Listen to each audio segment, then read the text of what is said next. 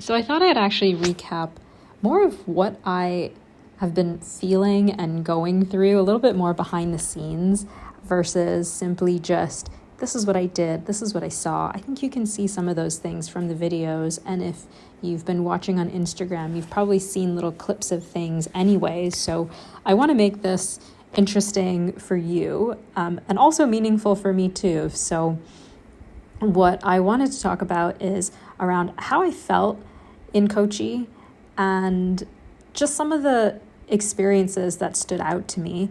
And I realize that as I'm voicing this over, some of the clips may not sync up, so I apologize. Let me just get started. So, when I landed, honestly, I felt quite calm. I landed, it wasn't that busy. I don't know what it was. The airport was nice. I felt comfortable. I got into a taxi with a random man I'd never met before. He had a placard with my name on it, and it just felt fine. I think the way to describe it is it just felt normal. It felt nice. It felt, and I don't want to use the word nice, so I take that back. It felt normal. It didn't feel exciting, and I don't mean that in a negative way. I think it felt more natural. It just felt like, yep, this is what I'm doing. And, I didn't have any bits of fear or any bits of uncertainty. I just was just like, yeah, this is happening. And when I got to Kochi that evening, I didn't do too much. Like, I had to get some things set up, and yeah, okay, you have moments where you're like, is this guy gonna cheat me? I know he's setting up this SIM card and he's holding my passport, and then this is like a stall/shack on the corner of a road. Is this legit? But I was just like, this is fine. Like, the people at the hotel said this was fine, so I shouldn't be worrying about these things and just get on with it. That evening, I went for dinner, and okay, side note, I loved that it was so cheap. Like, my meal was £2, £2.50. Like, oh, and it was so good, and I couldn't finish all of it. Anyways, so that was the side note. But what was really nice in that moment was I got my food. There was this classical music studio right beside, and there was music playing. Not playing. They were playing music. Like, they had live instruments. They were singing, and just hearing that devotional music, it just struck a chord so deeply. I know that it was in Malayalam, but there were tunes that were just familiar, and it felt like a scene in a movie. Like, you sit down to dinner and there's this classical Indian music playing. It just felt like something that should be cut out of a scene of a movie or something. So that was a moment where I was like, this is right. Like, this is real. And what also was nice was there was this man beside me, and I think he saw that I was looking at the singers, and even he was looking, and he came up to me. He doesn't speak any very little English, doesn't speak Hindi, obviously speaks Malayalam, but there were the odd words in English that we kind of were able to translate and understand each other. So he was saying like, oh, it's a nice ambience. And I was like, yeah, it was a nice ambience. And we were talking, he was trying to tell me about this famous classical music singer from Kerala who's won all these awards. And, it was just this moment that I thought about where, people are people. I could have looked at this as like, he's a strange man coming up to me, this girl on her own, obviously is foreign. And no, that's not how I looked at it. I mean, there was a moment where I was, you're always a little cautious, but he just wanted to connect and have a moment. He was just happy and smiling and just like, oh, she's liking this music too. And like, how great is this moment? Just recognizing how great this moment was. And I feel like I had a lot of moments like that with people where I just connected. And, another moment was with a security guard that I met at the Jain temple. And I had a lot of experiences at the Jain temple, but I'll tell this one first, and I'll speak about some of the others, where I was just leaving, and he said to me, he just was just asking me where I was from and just the general things. Where's my family? Where do I live? He said to me that, and he told me about his life story and where he worked and all of this. And this is all happening in Hindi, so some of it is a bit broken, but I was quite impressed with the level of conversation we were having. And one of the things he said to me was that, you remind me of my daughter. And at first I was so flattered. I was like, oh, that's so nice. And then he said something that was just more human, where he was like, yeah, but I haven't spoken to her. I don't speak to her anymore because she got married and she married someone of a different caste. And I was like, oh, that's tough. That's tough to hear. Just for something so small, so simple, or something that I think take for granted. And I was trying to say to him, like, ek hi jeevan hai, aur ek hi beti bhi hai. And, is it really worth it? And he said, I could tell he had this strong point that, she really should have came and told me she was going to do this before doing it. I mean, obviously I don't know the whole story. But anyways, we had chatted about some other things as well. And he asked to take a picture. And he said, I hope you don't mind, don't take it in the wrong way. I just, I want to remember this moment. And he was talking about how just, I don't even know how he said it, but I said it. I was like, it's nice, we're just, at the end of the day, we're just people, and you get to connect and you get to have these moments. And so that was a nice moment that I had with him. And the other thing I wanted to say about my experience at the Jain temple was that I'm not Jain, I am Gujarati. And I walked in there. It was so nice to just see all this Gujarati text everywhere, although I'm a very slow reader, and just see people who look like you. Not that I felt fully out of place in Kerala. I mean, obviously I felt a little bit out of place, but just see people who look like you and they sound like you, or they sound like your family members. And just, there was this lady, and she just felt like she could have been my Masi, my Pushpa Masi, if any of my family members are listening. And she took me around the temple and showed me and explained to me this is this, but I have no idea who all these gods are because I'm not Jain. And she knew I wasn't Jain, I told her. But she was just nice, and she explained things. And there was this other lady, and she was chatting with me because I was waiting for this pigeon, I don't want to say pigeon show, but pigeon show to happen. And she was talking to me, asking me where I was from, what I do, and, where I live, where my family is, and just everyday stuff. And there was no, I don't know how to describe it. There was no agenda about it. She was just trying to get to know me because I was there. She thought I was obviously interesting and unique, that, okay, I was on my own. And she asked if I was married, and I said no. And she asked me why, and I just gave some answer in whatever Hindi and Gujarati I could say. But I said, oh, shayad mera naseeb mein nahi hai, or abhi tak nahi hai. And she's like, no, there is someone. And that's neither here nor there, but I just thought it was kind of funny, that, even though you can have all these nice connections with people, aunties are still going to be like, but are you married?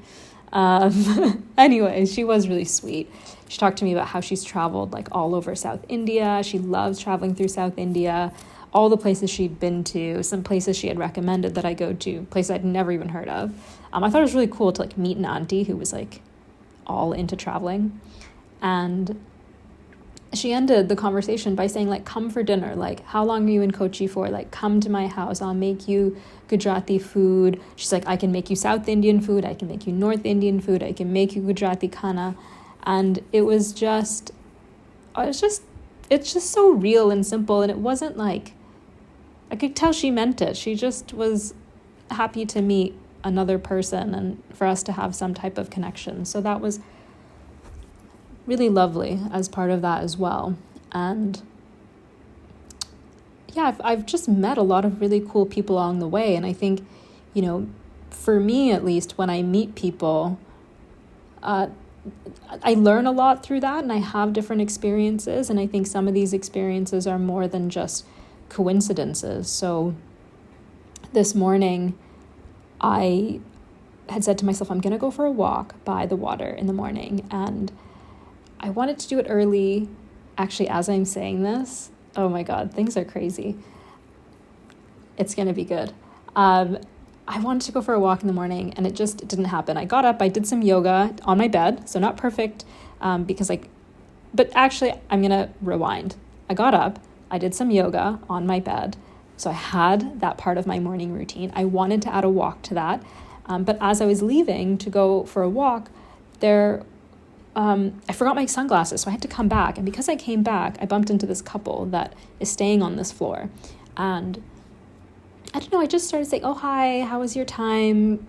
Just how was breakfast? Just started chatting with them. I don't know. I just felt like I needed to, I guess. And then just started getting to talk to this couple from Holland. And the woman, I just realized I just ended up being a bit more drawn to the woman and speaking to her.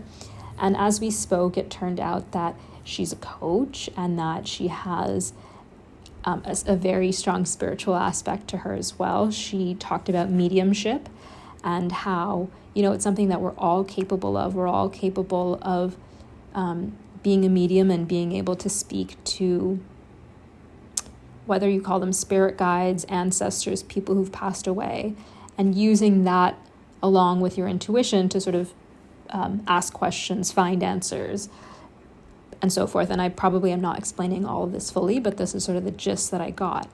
And I remember in that time thinking, oh my God, this is so cool.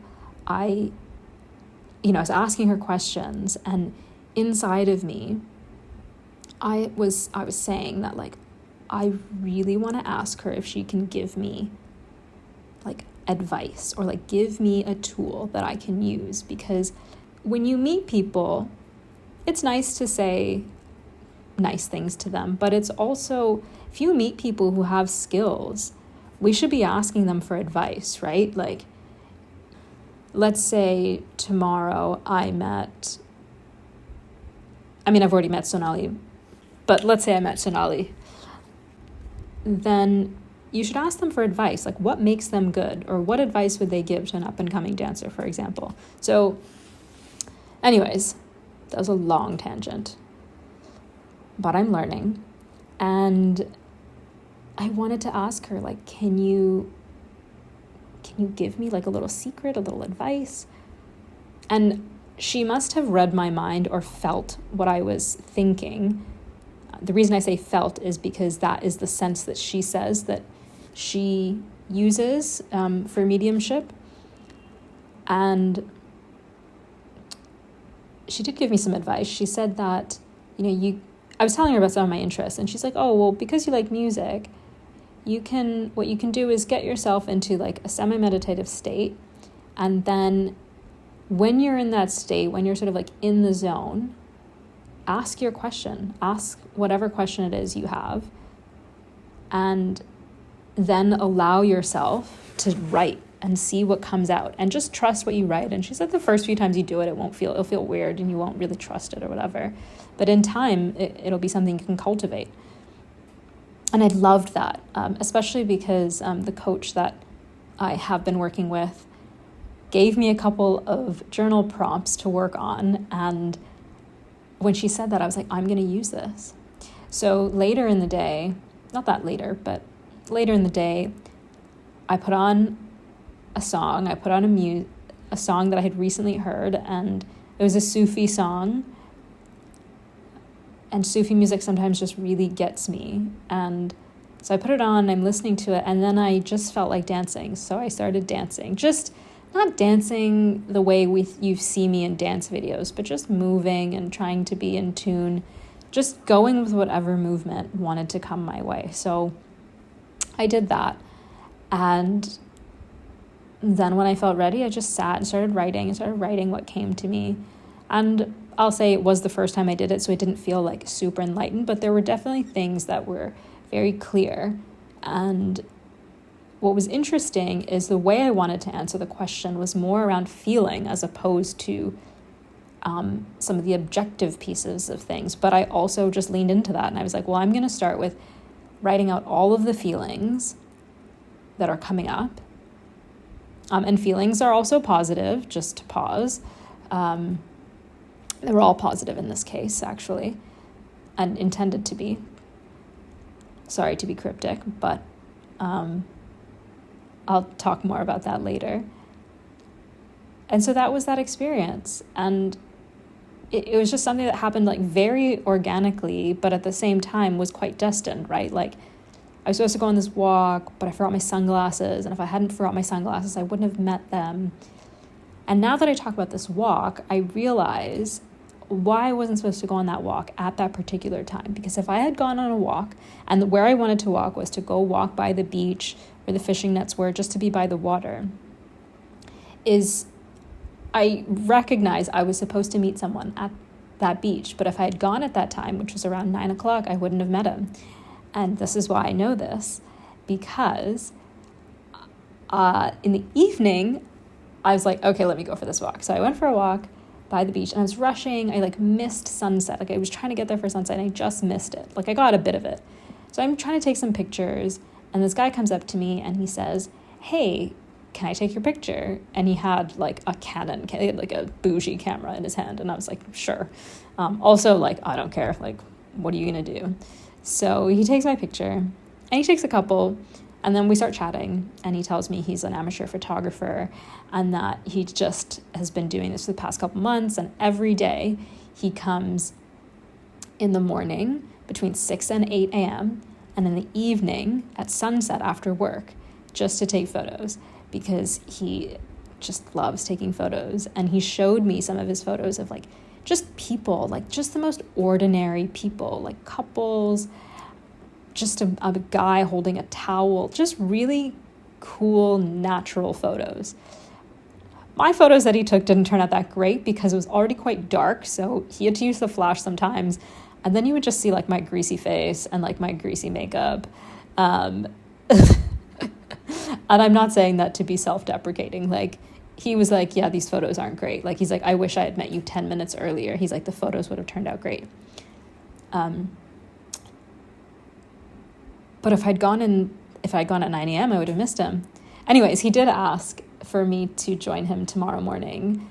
So let's see if I can wake up between 6 and 7, then I can make it there for maybe an hour or so, and also be put together somehow. Let's see how that goes. But again, it's just the ways in which the universe is just working to bring things into alignment is really quite special. So I'm seeing the little synchronicities. I'm seeing, actually that's not the right word. I'm seeing the alignment of timing, and it's something I've been noticing over the past while that, sometimes there's been situations I've been stressed out about. I've been oh, I want it to go a certain way, and oh, these people have canceled and now they're not coming, and it's, I wanted all of these people to be around because I care about all these people, but then things have played out in ways that I can't have even imagined. I couldn't have planned for them, and has meant to be that X people have shown up at X time, or X people didn't come at X time, and I just am continuing to believe that everything really just works out, and you just have to allow for things to happen and for experiences and circumstances to arise, and just to be in flow. So that was a long video. I hope it brought you into the fold a little bit of some of what's been going on in the background of the optics of my trip. The one thing I want to add is that I think I've always been a spiritual person. I've always had these inclinations. It's something I've felt quite uncomfortable sharing more broadly. I have my spaces where it's safe, right? I have my meditation groups. I have some of my friends who I know are into yoga and spirituality, and and all of those things, but I know that I don't share it with everyone broadly. I know that sometimes I'm thinking about what they may think, and I may tone down myself, and I may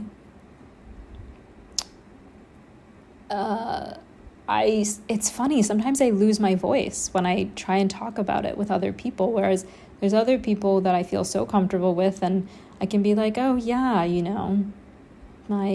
this is a prior life thing, or yeah, this is just like ancestral trauma. And I'm saying that with a silly voice, but sometimes it is ancestral trauma, like legit, like it's that shit that just keeps following you. But I think I'm going to try and be a bit braver and just speak about these things, because I really do think that not only are they important, but they're building blocks of my life. And I think the building blocks of what can make me an even better version of myself if I just allow all of the parts of me that are true parts of me to come to the surface, to have a voice, if that's what it is, whether it's a voice or a movement, if it's dance or if it's something else. But I guess the word would be expression, to allow the parts of me to all have expression. Because I don't know about you, but I'd really love to be the fullest expression of myself. And I'm still learning all of what that is. I think I know some of the core pieces of what that is, but how amazing would it be to live and be that person who's just all of you and fully all of you? So yeah, let's go.